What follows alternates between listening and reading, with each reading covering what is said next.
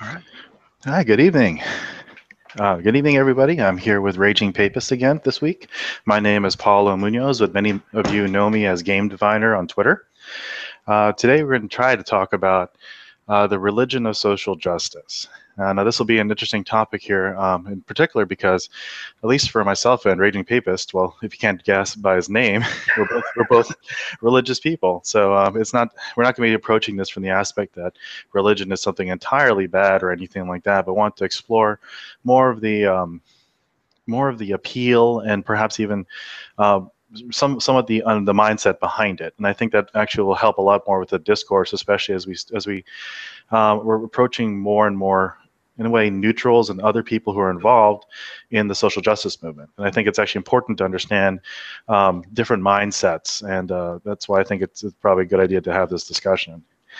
Um, One major thing I want to also bring up too is that with social justice issues, especially, um, something I think that's always a miss, especially in a lot of discussions, is that issues of racism and sexism and homophobia and all other sorts of social issues that we have today are really important to talk about. And I think that it's often missed in discussion that people can tend to be very dismissive of real issues. Yeah. And I think that is a real sad thing that's happening, is that there are people who do experience sexism in different like industries, especially in IT and Hollywood and in the video game industry itself. It's not a perfect world, and I think all of us can agree on that. Yeah. And I think that's the sad thing, that if somebody out there who really is hurting or who has really experienced sexism trying to get into video games, that if we're outright dismissive, we could miss somebody who really needs someone out there to say, you know what, I understand you, and let's try to build bridges. Let's try to get through this. Not everyone's like this, and I'm sorry your experience has been bad, but I think that's a real important humanizing aspect that we miss a lot, and that's something I do see that could happen, as especially for a lot of us being 9 months in this in Gamergate, especially, Mm. we can miss that human factor, listening to other people about these things. I mean, have you encountered anything like that, Raging Papist? Uh, I have, and I think it's just people that are, as we sort of said last time, talking back and forth, it's completely missing each other. Mm-hmm. Um, because a lot of times, you're dealing with political changing of definitions, the hijacking of terminologies, and a lot of it's very, very political. Mm-hmm. But I think one of the things that's important for us to do is to sort of fight our way through that, to break down, not everything, disagreeing, say, on the position of gay marriage. If you want to let's take a charged political issue currently in this country. Right. Disagreeing on gay marriage does not make a person homophobic. Right. If you're talking about, well, I hate GLBT people, that does not make you a racist or a sexist or even a bigot. It means you have a political disagreement with where the country and our society should be going. Right. So yeah. Yeah, and I think that that a lot of people are getting very sick of identity politics and are able to identify it much faster. Yeah. Whereas with Gamergate, which makes it incredibly ridiculous to a lot of us who are especially on the pro Gamergate side, is we disagree on that there's an ethical. We say that there's an ethical issue going on in journalism, and immediately you're branded as a sexist because you happen to stand for ethics. Right. It's like, what does one have to do with the other? Right. And yeah. Go ahead. Well, I was just going to say it's speaking truth to power. So naturally, when you push people on these issues, they are going to be very reflexive, and they're going to want to double down themselves and just dig themselves further. It doesn't matter what you're bringing up to them, because you are assaulting part of the core of their identity. They Mm-hmm. don't really care what you have to say. So, and that's going to be where a lot of the pushback we get is. And I think that's a good segue into one major thing that I think we can start with the religion, especially, is that with religion, I think the most important part to remember about religion and what its appeal is that religion is a story. I think that's something that people don't really take into account about why certain people believe certain ways about certain things, is really what is their life story. And how religion appeals to that is that religions present a story that you can be a part of. And it doesn't have to necessarily have to do anything with deities or anything like that. There's a left and right political story, as well as there is a current story. Our current story with Gamergate is, at least if you're pro Gamergate, our story is we are fighting corrupt media that is telling lies about a very diverse group of people who are trying to fix their industry. That's our story. And the more we identify with the story, in a way, it becomes more and more part of our identity. So there's, I mean, we see that a lot with a lot of people who are saying, there are people who identify as Gamergaters, and we're actually seeing that now with a lot of controversy going to conventions, and you want to identify openly as someone who is in Gamergate and you are for ethics, and we see that as an attack on many people. Many people take it as an attack on their identity because of how much they identify with the story of Gamergate. Yeah, and that's exactly why someone that wants to wear a Gamergate T-shirt or to go to those conventions, as soon as they post a picture saying, "Hey, look at how they're saying that we're not allowed to come," that's why everybody else in the movement says that's messed up. Right. Because an attack on this person and going to the convention saying I want to be Gamergater is or I am a Gamergater is an attack on all of us. It's part of the psychology. Yeah, and there's good and bad to it, and I think one of the things I'm also very proud of, especially watching a lot of people on the Gamergate tag, is that they're very, very skeptical about tribalism in this sense. That there's a danger of that, and I think there are a lot of good people who are saying be very careful, and as much as we'd like to have identities wrapped up in these stories, we got to be able to have that ability to step away from it for just a moment, just to say, is this right? Are we just simply doing this because it's offensive and other people don't understand our story, and therefore you're attacking my person, and that's very dangerous. We're so edgy. Yeah, I know. But really, when it comes down to it, though, especially when it comes to politics, is understanding the story of each side. I think that's one thing that we miss a lot on, is that there is a story that each side is telling, and that the reason why. Sorry, my daughter's will be up with us, so she'll be aiding in the broadcast if we can hear. Burning the midnight oil. Yeah, I'm a bad parent. I've never been able to do the cry it out method at all. I don't know how people can do it, but I don't have the fortitude. So either way, the left and right divide has to do with the two different narratives that each story tells, and the reason why they conflict. For instance, the story of the right is that we come from a mostly post-Christian world, and we're looking back at a past where values were better and that people were better. The greatest generation is behind us, kind of thing. Right. And as we progress more, you see society degenerating as it gets away from its core values. Right. So a lot of the right-wing rhetoric, when it comes down to it, is always from the perspective that the past is better, or at least traditional values is better, and the further away we go for it, the more the country is going to be falling apart. Right. The rhetoric of the left is just the opposite.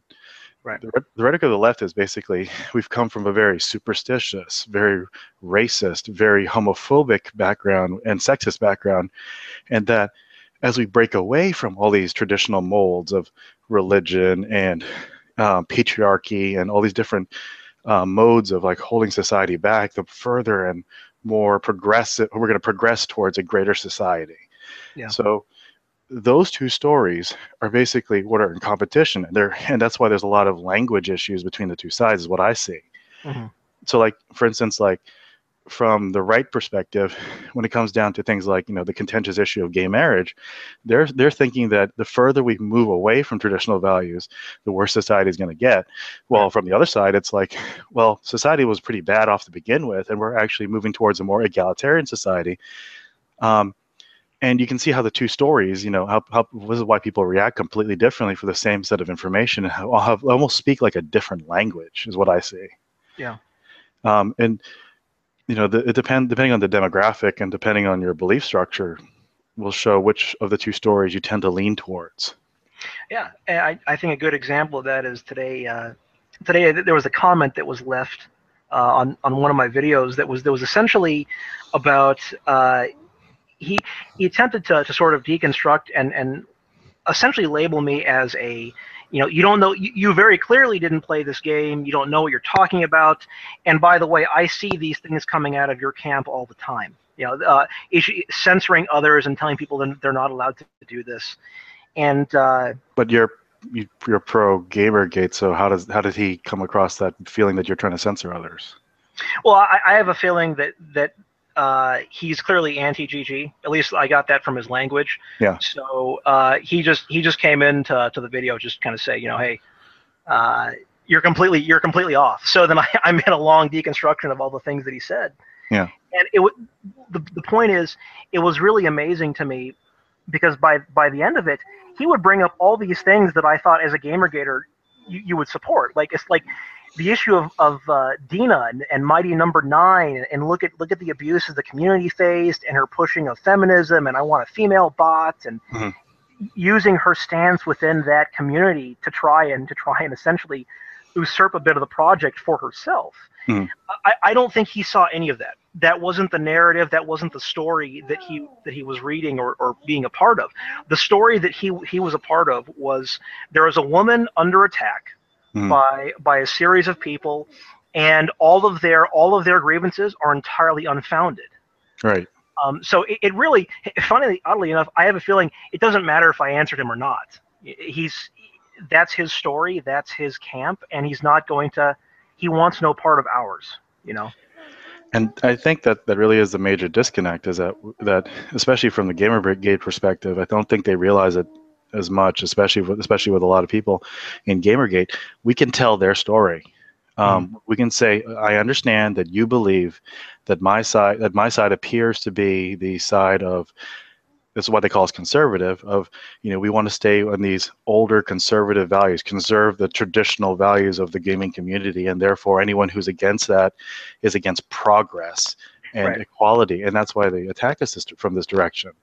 And we can, we can understand it, as you quite well put it. They think we are stopping progress towards something better, and therefore we're suppressing their free speech. When from our side of the story, we're saying you're suppressing our free speech and letting people be whatever you want them to be. So there are two stories. Yeah.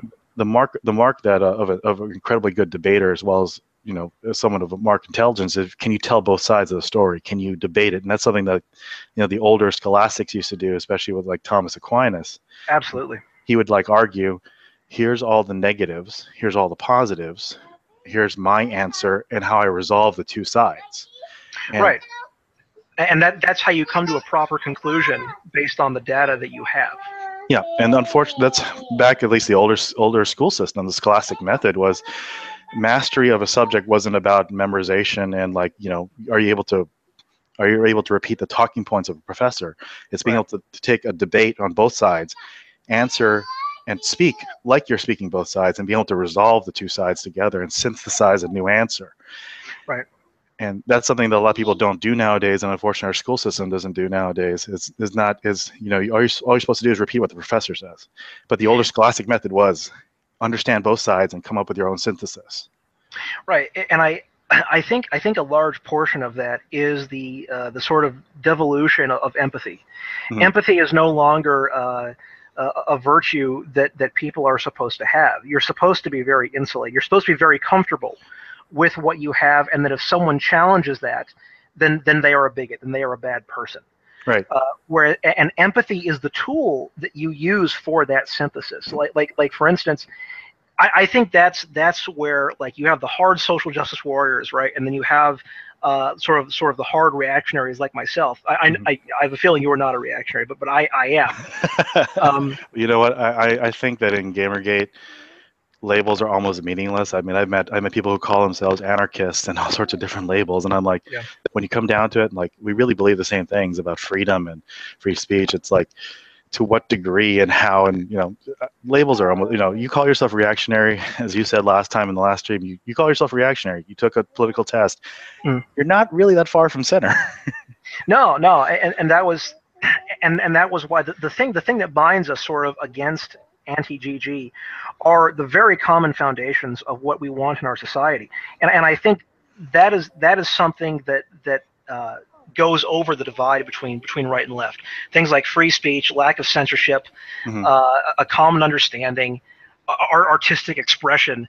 Those are all things that no matter where you sort of fall on that graph, I think you should be able to say, well, yeah, it's part of our Western values, it's part of our country, it's part of our community.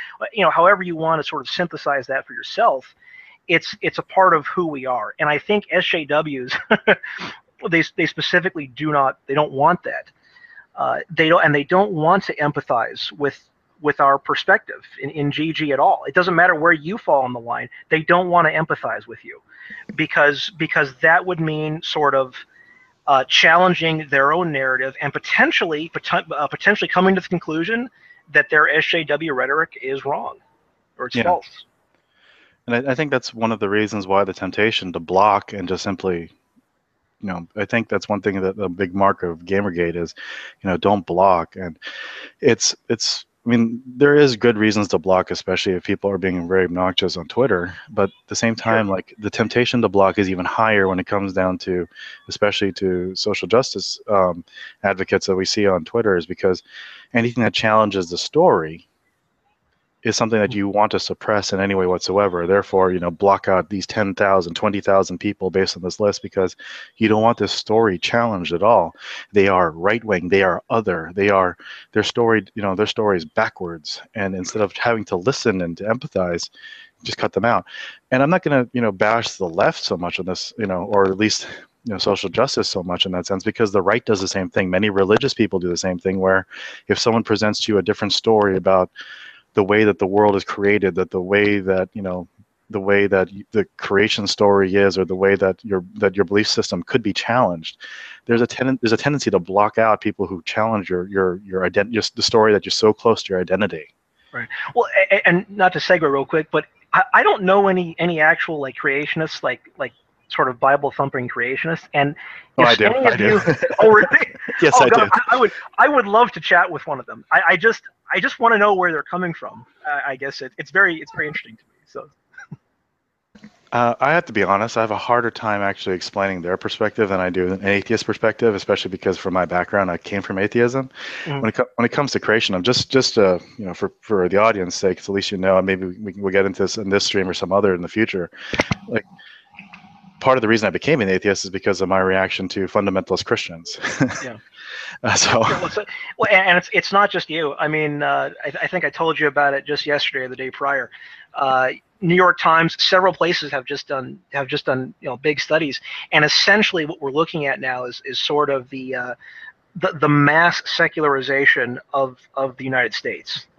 Europe is already very, very secular, not very Christian. I've heard people say they're basically spiritually dead, and that's why people are able to use them and abuse them so much. But in the United States, the figures were essentially roughly Protestantism as a whole, as an umbrella term, for Christianity. Protestantism loses about 1 million followers a year. So in the span of 6 years, that's 6 to 7 million people. So I think that this is actually going to be, most likely, this is like the last century of Protestantism. And I think that is something that I feel like especially a lot of Christians who say, there's a war on Christians going on. I don't think it's so much a war on Christians in the West as it is a war of ideas and encountering other narratives, on other stories, especially on the internet, and exposing yourself to them and understanding them. It makes it appear like there's an attack when it really isn't an attack in your identity. It's more of like, here are all these stories out there that you can relate to, right? And which one of them really which one really speaks to you, right? And that's really, I think, the biggest thing that's out there. And honestly, I think that that's one of the draws of games, especially because these are not just simply stories we're watching passively. These are stories we make. I hope she's not too loud. No, it's all right. Okay. Yeah, it's okay. It's okay. Yeah, it's more of like, for gamers especially, we share so many common stories. I mean, if you played Mass Effect at all, and you can make certain jokes, we have the same common experience. I should go, and all those jokes about how Shepard speaks. Bang. Yeah. Yeah, and we have all those moments that we share, and it's more than just simply something we watch like a TV show. It's actually something we experience and happened to us. And I think that is actually the one of the primary drivers between social justice, especially when it comes to games, is that they know the power of story and narrative. Mm. And if they can get themselves into a place where they control narratives and control the stories that are coming out there, from the perspective of games and how powerful they are, I think that's one of the things that they definitely see, and is a temptation, especially for authoritarians in social justice, that if they can tell these stories out there and make them part of people's lives, it will, and they believe it does affect people. Oh, absolutely. Yeah, and I think that's the main reason that they have become now gravitated towards gaming, Mhm. because I think the vast majority of them see it as a tool. This is a tool for you to use to push your story, your narrative, and to get people to buy it. And that's why I'm sort of against the polarization of gaming. I don't necessarily care so much that a person makes a game or a developer makes a game that wants to sell their idea, but I certainly don't like it when it's done in a sinister capacity, like say Mad Max, where they sell you this. It's the greatest action movie of all time. We're rebringing the franchise to life, we're resuscitating it, and then you find out. I'm glad they told me. Then you find out that it's actually not even about Mad Max. It's actually a feminist action movie where these women can go, establish a matriarchy somewhere. And I'm like, oh, okay, well, thank God I found out beforehand, so I won't be, partaking in that. Well, I'm not too sure about that. I've had some friends who actually watched it, and I think that part of this, I think some people are cluing in that there is a narrative against social justice now. So I think some people are doing reverse psychology on it. So I think that somebody might have written that thinking, this is gonna be great. We're gonna play this side and see what happens and have a backlash. Because I had friends who said, "Oh, this is a great story just by itself, constructively." So I'd rather hold my judgment on that one until I hear more back from other people. But I do think there's also that temptation by marketers to use the backlash against social justice to actually, stir up more trouble and more controversy, get more people talking about it. Yeah, get them monies. So that's another thing we definitely have to be careful about, is people using the outrage of both sides just simply to get more marketing. Right. But let's see. One thing was one of the things that I wanted to come back to. Well, go ahead. You go right ahead. I kind of lost in thought right here. Well, I was going to say, did you want to talk about theology and the foundation of what is theology sort of for us as Catholics? How is that theology different than Protestants, and what is the theology of social justice? That's sort of what I'd like to. Okay, well, I think we can start with the social justice part, because I think that's probably the most clear in a sense, because of how much we've all encountered it. Right. I think that one of the big pushes, I mean, there's something that, at least from what I've encountered, was a big push in the early 20th century, especially around post World War II, post World War I, excuse me, was this idea of optimism that we can simply make people better, we can change society. There was a huge push of political progressivism, especially, that society this will be the society that that we can truly defeat, poverty and all sorts of things. But it was also social engineering. Yeah. Yes, through social engineering, through social programs, and national. We had all sorts of things like nationalism and socialism come up in this era, where big government and big solutions to human problems was going to be the thing that made people better. And people forget that that fascism and socialism were actually things that were very popular back then, because people dreamed of a time we could actually solve those solutions. And we had things like prohibition, where yes, through government law we can stop people from drinking. And around the same time there's prohibition, there's also the legalization of prostitution was around the same time. That's something I discovered, was prostitution wasn't always illegal. It was made illegal in the United States around the same time prohibition happened. So right. We have all these great social programs that we're going to make the new man and make heaven on earth is what at least that's what we want to do. Yeah. Yeah. And I think that that is the main drive of social justice, is that somehow we're going to make utopia here on earth one way or another. And as we're approaching further and further, like to the left, especially nowadays, people are saying that there is no end. There's no point. I mean, there is no point where this isn't going to stop. People are simply. It has to keep progressing. We have to keep going. Yeah, because we're not there yet. And that's a scary thing, I think, for a lot of people who are, especially with LGBT. You know, the last like 20 years has been a huge strides for LGBT, huge strides in women's rights also.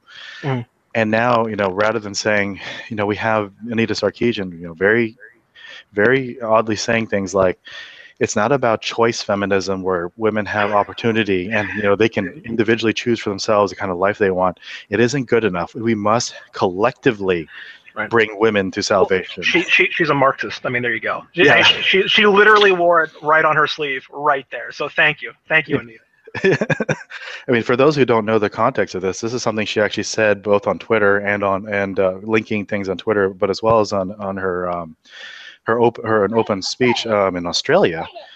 Anita herself said, you know, it isn't about if an individual woman succeeds, that isn't good enough. That just means that one particular woman knows the system to manipulate it enough in her favor to the detriment of all women. Right. She's actually screwing other women. Right. So, like, you know, I remember like the rhetoric around the time of President Obama was like, when his election was like, you know, if President Obama gets elected, then, you know, we can finally show that we are a post-racial society. Post-racial. Yeah, that we are no longer, you know, we're no longer racist. Right. But if you take the language of Anita, all it means is just Obama is, you know, that society isn't any less racist. It just means that one person was able to use society's racist attitudes to his advantage. Right. Well, and it can never end. Yeah, the goalpost exactly. move. So now we're facing with Anita. It's like if, you know, for instance, if Elizabeth Warren or Hillary Clinton or if there's a woman on the right, it's not good enough. Yeah, it won't be good enough. You know, their president, they didn't shatter the glass ceiling. It didn't prove that America was any less sexist. It just simply means that this one person was able to manipulate the sexist attitudes of society. Of course. And when it comes down to the collective salvation, the collective good of all women, that's vague enough to mean anything. Right. When do we stop? And that is the problem in the sense of like of this. In the sense of the theology of social justice is like, where does salvation come from? Right. I mean, the appeal of it though is really big. I think there's a huge appeal to this, and it's a very religious sentiment that I think a lot of people don't realize. Absolutely.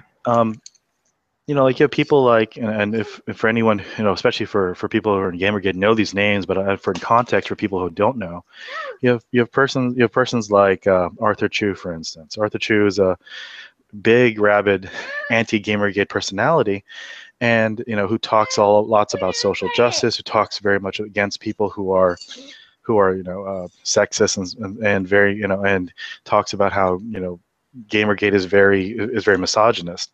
Mm-hmm. And then on his private Flickr account and private accounts, we find things like rape jokes, and we find really disturbing creep pictures and stuff like that. And it's like, for him, I think this is something that people don't, you know, that they call this Sargon's law, which is also just another law for projection. Mm.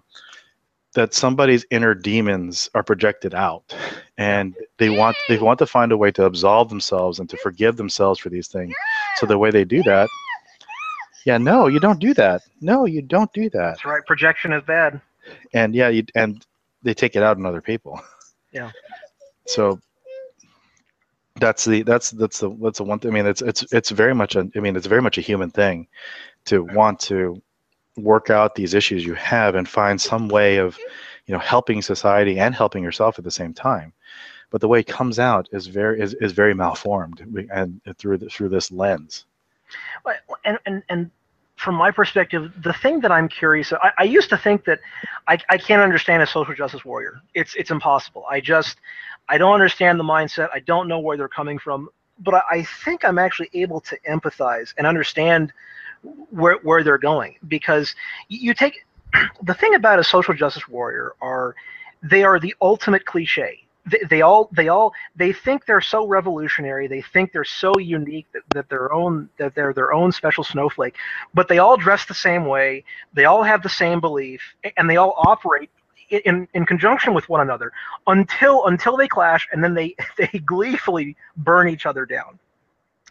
I think the thing that if a person's talking to you about feminism, if a person's talking to you about any real strong social issue, and that you need to follow social justice to help remedy these afflictions in modern society, I think it actually comes from part of the post-Christian era. Now, what I mean by post-Christian era is obviously secularism has been in the West, and it's been growing stronger and stronger.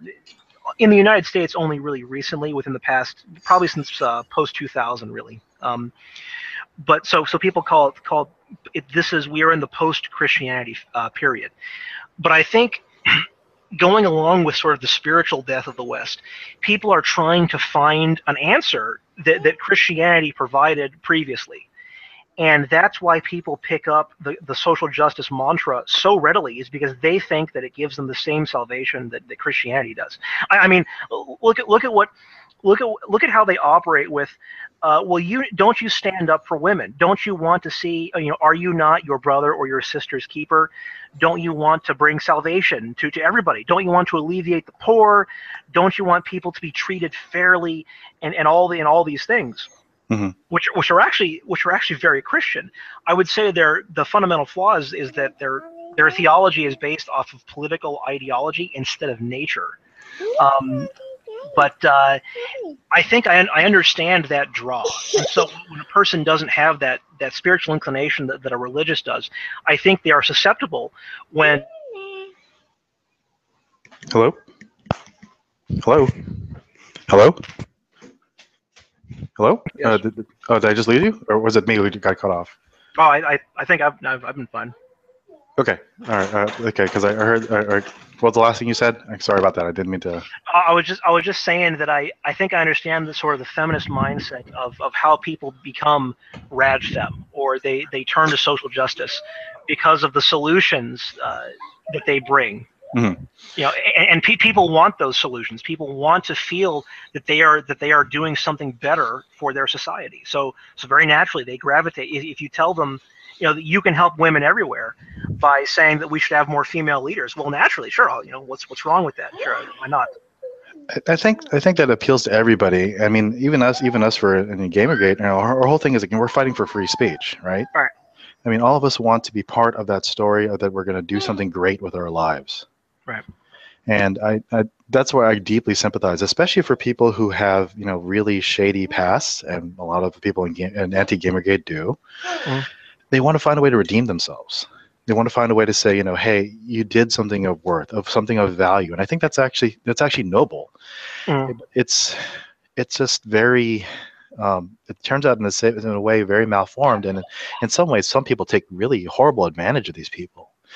And I think that's the saddest part, is that, we see a good intention malformed, Right. That's probably the saddest and most tragic part about this whole thing, is some really good instincts of people being turned into something really horrible and hurting a lot of innocent people. Mm. And that I think is something we'll always have to remember and be very careful of as individuals. I mean, right. Like you try to say that on Twitter, people are gonna call me, a concern troll or something like that. But that's just me. I'm just right. saying it from my own heart that there's a lot of really hurting people out there, especially from the social justice angle. Right. I mean, like a lot of time, especially for the social justice warrior. I mean, a lot of them do come from broken homes. A lot of them come from places of a lot of pain, and so therefore it feeds into their worldview, the worldview that the world is inherently racist, sexist, homophobic, because they themselves have experienced it in their lives, either from their family or friends in society, and therefore they're inclined to believe that narrative. So you're talking about sort of like the victimization narrative. So. Yeah, and yeah, I mean, like that's the thing. We cannot simply just say, oh, there is no sexism in IT. Like, right. Some of it might be projection. Like, I do see, Brianna Wu, for instance, getting mad at people trying to help her and saying they're mansplaining. Right. So part of it might be just, you're being oversensitive and that someone's actually trying to help you and not just be sexist. Yeah. But another part of it is, maybe, they've had real legitimate encounters, and everything ever since then has been positive, basically a confirmation bias of the same issue. Right. That's something that, that is legitimate. That is a legitimate issue.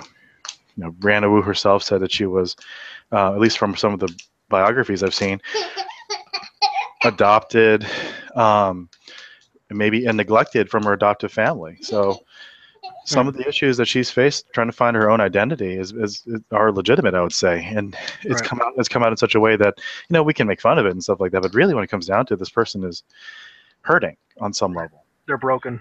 And but the thing, we all have to accept we're all broken our own way. Exactly. And it's the amount of patience, I think, that really is the mark of certain things. The mark of social justice is that it's impatient with the way the world is and therefore wants to do radical change, societal, huge upheavals. Right. Christianity, depending on the era, depending on the denomination, depending on their theology, has had several flavors of that as well. Right. And that's one thing you were saying about the difference between different theologies is that in Christian history, there have been different competing theologies of how much and how little patience you have with the world. One of the major heresies, especially in the early days of Christianity, is something called Gnosticism. Mm-hmm. Gnosticism, and I'm pretty sure you're familiar with it, but just for people who've not heard of it, or at least have encountered a little bit of it, Gnosticism was the belief that the material world itself was evil. Yeah. It was made in darkness and ugly and dirty and disgusting, and that the spiritual world out there is good and holy and clean, and we must dismiss our evil base material selves in order to reach a pure state of spirituality. Yeah. And some people have read that, especially into the writings of St. Paul, where Paul is talking about the flesh in a negative light. Mm-hmm. Whereas in Orthodox Christianity itself, which has fought against Gnosticism, especially in Catholicism, has said that no, God became flesh.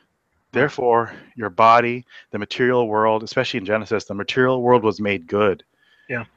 It's flawed because of things that we've done to it, but it's not bad. It's not evil. These things are actually good. And that God himself had taken on human flesh. Therefore, human flesh itself is not bad. It's good. It's a good thing, yeah. And there's an impatience between the two. Now, Gnosticism is very impatient with human nature, and therefore wants to destroy some aspect of human nature for it to become its true self. In other words, like Gnosticism is like, okay, you have your flesh, therefore the flesh must be denied and destroyed, or something like that, for you to reach enlightenment, for you to become, your true self. Yeah. And there's many flavors of that throughout the centuries, and it resurges every so often. And the most virulent right now is Marxism, where you must destroy the class, you must destroy private property in order for humankind to advance. And or even feminism. You must destroy male sexuality. It has to go. Feminism. I mean, people say that we talk about cultural Marxism a lot, but I think a lot of people need to know how strictly we define this to be. It's not some sort of conspiracy theory. Right.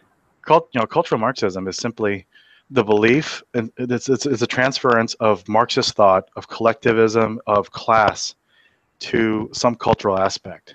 So rather than being a poor class of people being oppressed, it's more of something like women or blacks or homosexuals. They are some oppressed class where, through some means, must destroy this either gender. It must be destroyed in order for women to be free, or there are many different aspects of society have to be destroyed or changed. Not just private property, but other things as well. So you see, that's why when we say cultural Marxism, it's not really a attack on some sort of conspiracy theory. It's more of, this is the world philosophy, and we see it, and especially with Anita Sarkeesian and how she's saying, now it's all about collectivism and collective salvation of women as opposed to the individual. Right. But it's that constant progression for her also, because originally, the thing that troubles me sort of with that is that it can never be achieved. It can never be achieved because every goal that she gets, if she meets it, well, you got to keep going, and it just keeps the problem then just keeps getting bigger and bigger and bigger. So I'm almost worried.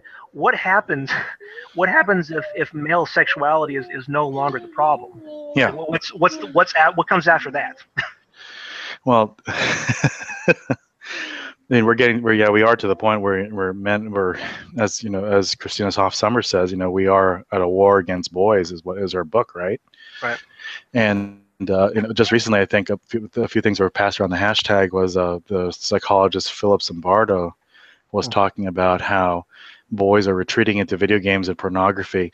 I mean, the way it was stated was like this. It was like society isn't meeting boys' needs, and therefore they're retreating into pornography and video games. Yeah. Therefore, it's video games and pornography's fault. Well, I think that's the wrong conclusion there. But, yeah. Yeah, like they missed the boat. Like there's something about society, the way it's stationed, where it's missing the needs of men. Right. But we're not going to talk about that. Instead, we're going to get rid of their only one healthy escape. Right. Yeah. No, they will. Yeah, we specifically need to get rid of their escapes so that they have no choice but to be part of the society as we see fit. And yeah, and rather than understanding the consequences of that fact. I mean, that's something that I found really interesting. At least early on in Gamergate, I was doing research on this. I was like, for instance, like people were talking about, that the right is that Catholics are very much like, they are very much a theocracy, and I'm like, no, that's not true. I mean, we have the two of the staunchest moralists in Catholic thought, Aquinas and Augustine, both of them saying things like prostitution is the end, is destroys the human family, against the dignity of man. You go on what they say there, say some really horrible things about prostitution. But when it comes down to it, you ask them, would you make it illegal? Both of them say no. Right. Emphatically and clearly, they both say no, do not make it illegal. Right. Because there's a distinction between human law and how far you can push people with human law to make them good. A natural law. Yeah, the natural law. We believe that there's a natural law that is, there are certain laws that people follow naturally, and because it is with their nature. And there's human law, which tries to serve the natural law, but doesn't always do so. And there's only so much it can do to follow the natural law. That there is a patience that I found when especially from an atheist to becoming a Catholic, there's a fundamental patience with human nature. Right. It understands that human law can only go so far in pushing people before it starts actually harming them. That's what SJWs don't understand. Well, first of all, I think they fundamentally reject natural law at all. They don't see that the world and interactions and all things a part of it are its own thing. Yeah. And so because of that, perhaps because of that, I don't know. That's for discussion. But then they want to take human law and just keep making it bigger and bigger and bigger to encompass all aspects that we can do with it. Yeah, and finally push people towards a perfection they're not able to do. Right. And that is something I find very incredibly disturbing. I mean, not to bash on other people or anything like that, but the Puritans tried something very similar to that. Right. Their whole worldview, at least when they left to go to America, is like, okay, we're going to create our own new law system. We're going to get away from the old. We're going to live under God's rules, and everything will be God's law. Right. It was an experiment. Yeah. Yeah. They did, and they showed the experiment was a failure, and they ended up with the situation that we find in the Crucible, which is. Right. People were being put to death in the witch trials because they weren't, because they suspected them of being witches because they weren't going to church on Sunday, and they were breaking human law, and they had to be hanged because they were witches, both men and women. So I mean, we find that that's a fundamental impatience, and it has to do with each individual understanding that there is the limit of both human law and how far you can push people. Yeah. And you must allow freedom. Oh yeah, yeah. Freedom in a good independent way, though, not the dogma of freedom, which is the. Well, yeah. Explain that, because I think that some people don't quite understand your meaning by what is the dogma of freedom versus freedom as, in a sense, freedom as an idol. Freedom as something to be worshipped. Right. Well, because essentially, I think a large part of progressivism and SJW belief is essentially in not so, they don't believe in the individual, and naturally, like as you just said with Anita, they don't care. They do not care about the individual woman. They do not care about the gay. They just do not care. They care about the class and the whole thing. Why? Because of the perpetual march of freedom. The more things that you are able to do will like that you are physically able to do will somehow emancipate you. It'll solve all your problems. That's what I mean by the dogma of freedom. So any law that is created essentially goes that it's anarchy. It's anarchical freedom.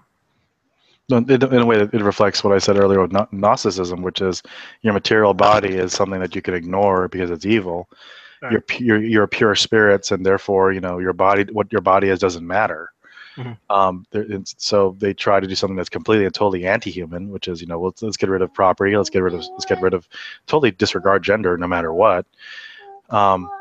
And in a sense, it becomes completely and totally inhuman. Right.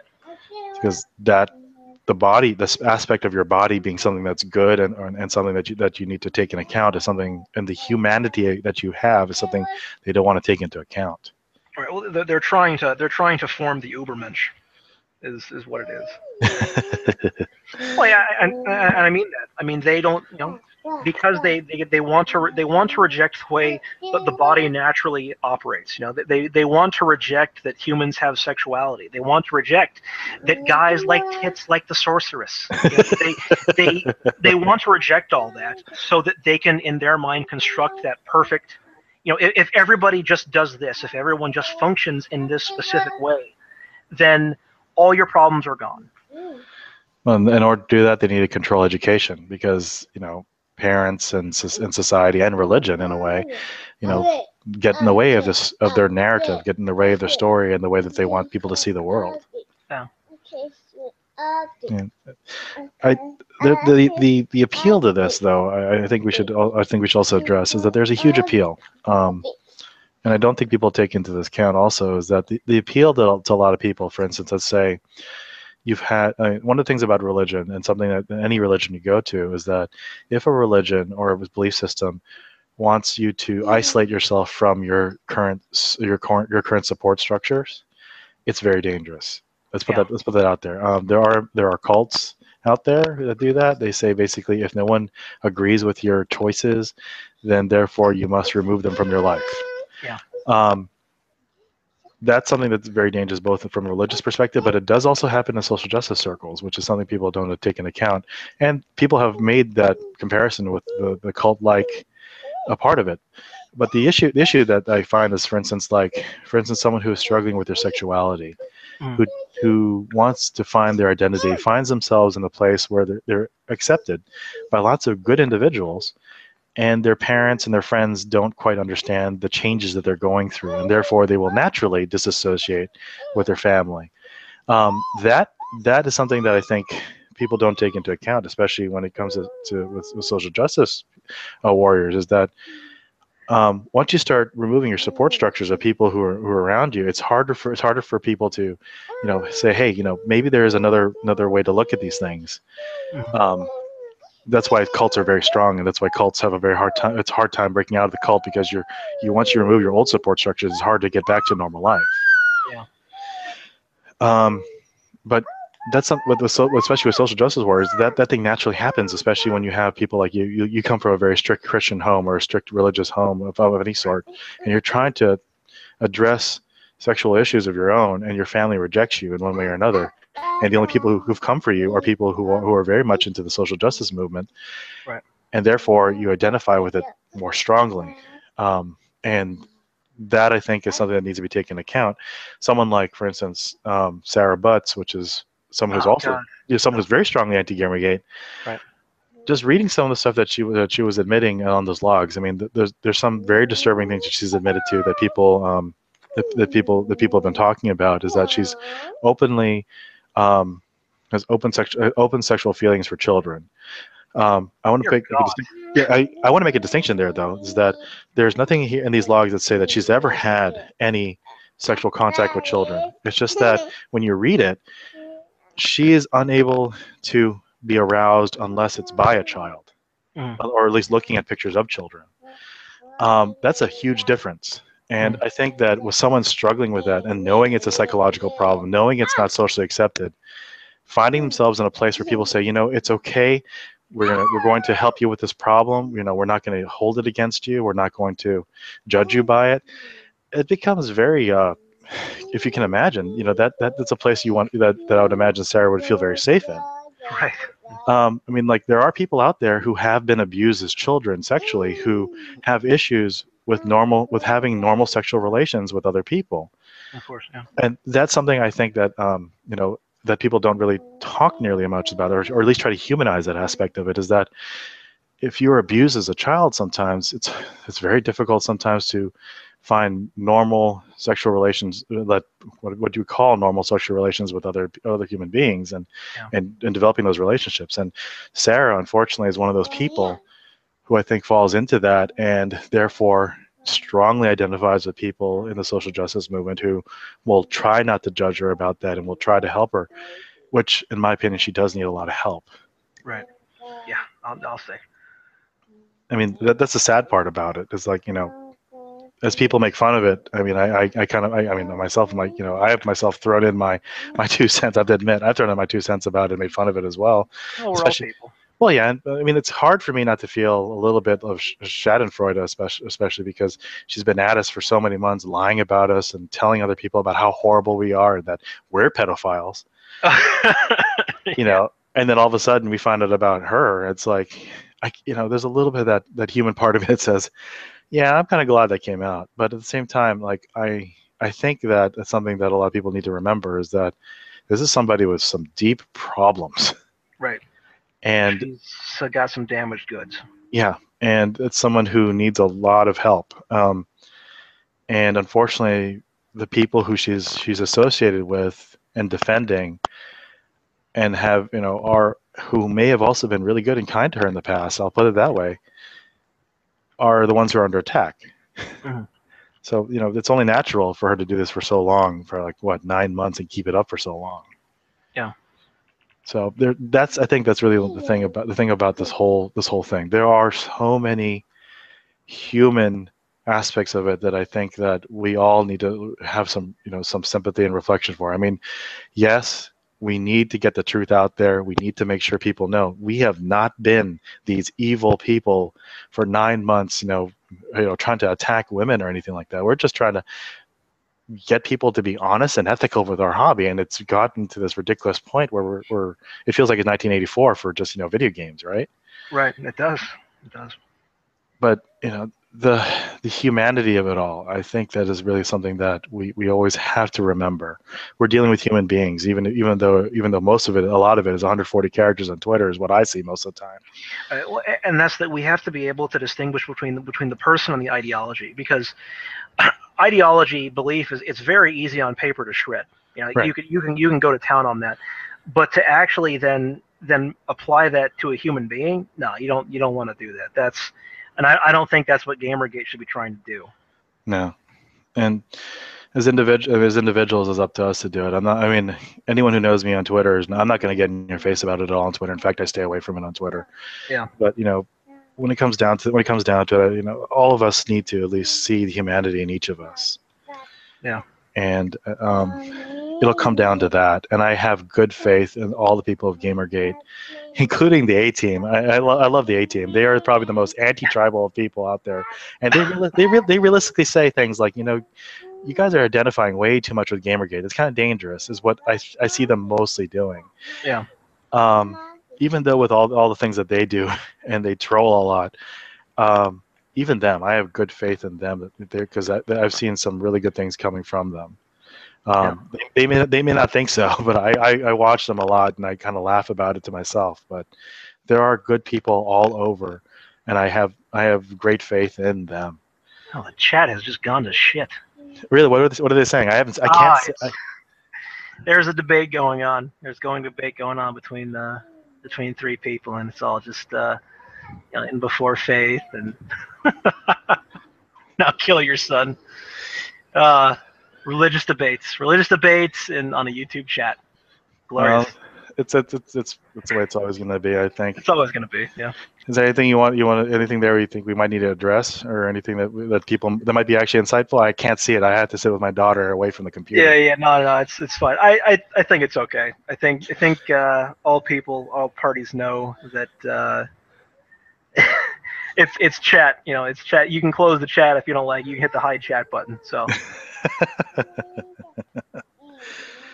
Well, I hope that at least for the last hour we've been able to address a lot of points. I'm sure there's gonna be a lot of things that we've missed.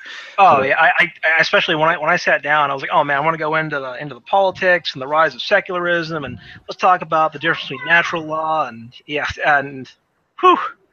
But there's too much to talk about.